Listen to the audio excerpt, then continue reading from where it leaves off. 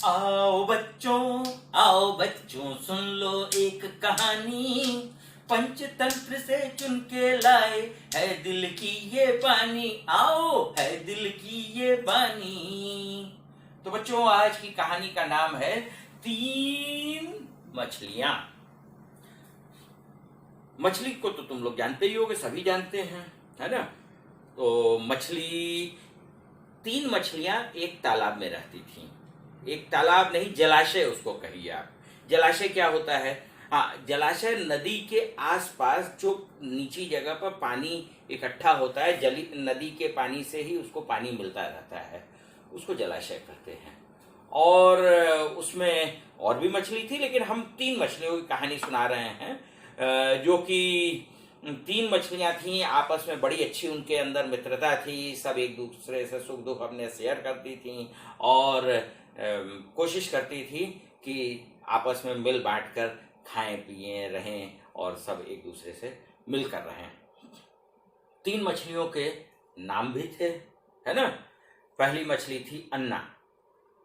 अन्ना का स्वभाव क्या था? अन्ना बड़ी दूरदर्शी थी, बड़ी बुद्धिमान थी और आने वाले खतरों को भांपकर पहले से उसके प्रति सचेत हो जाती थी और अपने मित्रों को भी अपने अच्छी बुद्धि से वो हमेशा अच्छी अच्छी सलाह देती थी।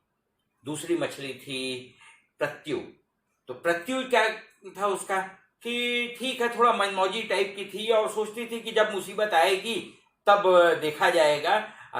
ये अन्ना की तरह बहुत ज़्यादा वो दिमाग नहीं अपना लगाती थी, बहुत परेशान नहीं होती थी, लेकिन हाँ वो बुद्धिमान थी और चालाक भी थी। लेकिन वो इस मायने में बहुत लिबरल थी कि ठीक है, जब मुसीबत होगी तो उस पर विचार किया जाएगा, उस समय उपाय खोजा जाएगा, उस समय बचने का रास्ता देखा जाएगा। और तीसरी जो थी बिल्कुल इन सब से अलग, उसका नाम था यद्दी। यद्दी जो थी वो कहती थी कि भरे भगवान की जो इच्छा होगी, जो भाग्य में लिखा होगा वही होना है, लाख हाथ पर मार लो और कुछ नहीं होना है। जो ईश्वर की इच्छा होगी, जितने दिन उसने जिंदगी दी है जिंदगी रहेगी, और नहीं तो एक दिन तो सबको यहाँ से जाना ही जाना है। ठीक है।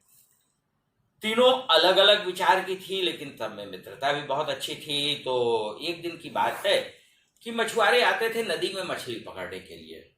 तो बहुत ढेर सारी मछली उन लोगों ने निकाल ली थी नदी से, इसलिए उनको एक दिन ऐसा आया कि मछली वहां से कम मिली या बहुत थोड़ी सी मिली।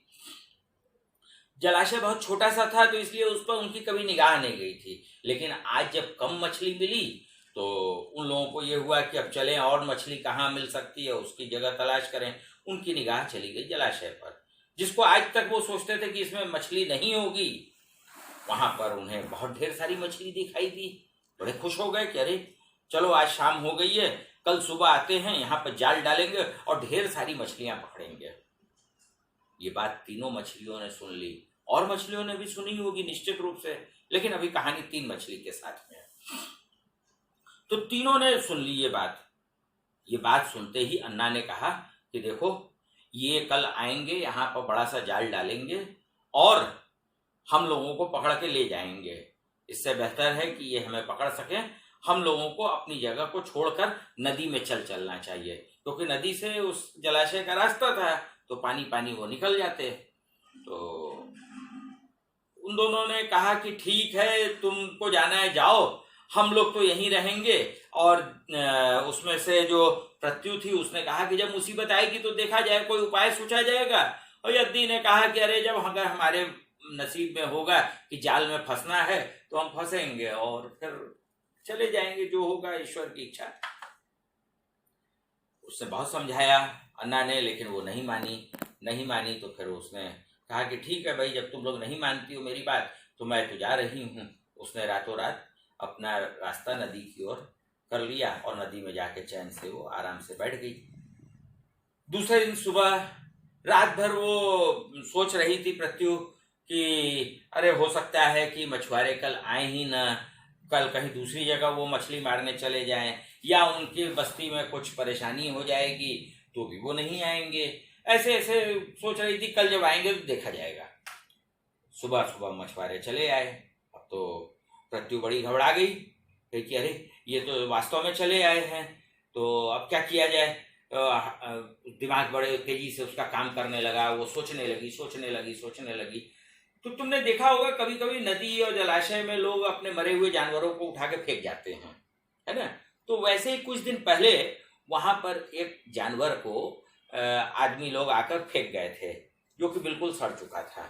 बस फिर क्या था, वो प्रत्यु जो थी उस हड़बड़ी में उस जानवर के अंदर घुस गई। लेकिन वो जानवर इतना सड़ रहा था, महक रहा था ना, कि बहुत देर तक वो उसके अंदर रह न सकी और उसके बाहर निकल आई, घबरा कर निकल आई। लेकिन इस बीच उसके शरीर में पूरी वो दुर्गंध भर गई थी। उसका दिमाग अभी भी चल रहा था, लेकिन दुर्भाग्य से वो जाल में फंस गई थी और उसके साथ में यद्दी भी फंस चुकी थी। यद्दी ने तो सोचना ही बंद कर रखा था, इसलिए उसकी तो कोई बात करना ही बेकार है। लेकिन अब ये सोच रही थी अब यहां से कैसे निकला जाए, कैसे बचाया जाए। उसने जल्द ही सोच लिया कि मुझे क्या करना है। जब जाल बाहर खींचा गया तो प्रत्यु एकदम मरी हुई मछली की तरह उसमें पड़ गई, सुस्त होकर पड़ी। जब मछुआरे जाल में से मछलियां निकाल रहे थे तो प्रत्यु को उन्होंने हाथ लगाया तो बड़ी तेज उसके हाथ में दुर्गंध आई, बहुत तेज दुर्गंध आई। तो उसे लगा कि ये मछली मर चुकी है, सड़ गई है। तो उसने कहा कि ऐसी सड़ी हुई मछली जाके क्या करेंगे, बाकी मछलियां भी खराब हो जाएंगी। उसने उसे उठाकर तुरंत ही पानी में फेंक दिया। तो बस वो तो दमसाज के थी और पानी में जाते ही वो बिल्कुल फिर से पानी में तैरने लगी। लेकिन यद्दी जो थी उसको उठाकर एक सूखी बाल्टी में डाल दिया गया। अन्य मछलियां जैसे तड़प तड़प कर जान गंवा दी, उसी तरीके से यद्दी की भी जान तड़प तड़प कर निकल गई। बच्चों, कहानी तो यहीं तक की थी, लेकिन इस कहानी का अर्थ क्या हुआ? भाग्य उन्हीं का साथ देता है जो खुद से कुछ उपक्रम करते हैं, कुछ दिमाग लगाते हैं, कुछ मेहनत करते हैं, कोई रास्ता खोजते हैं। सिर्फ भाग्य के भरोसे बैठकर कोई अपनी जिंदगी में कभी सफल नहीं हो सकता है। उसकी दशा यद्दी की तरह हो सकती है।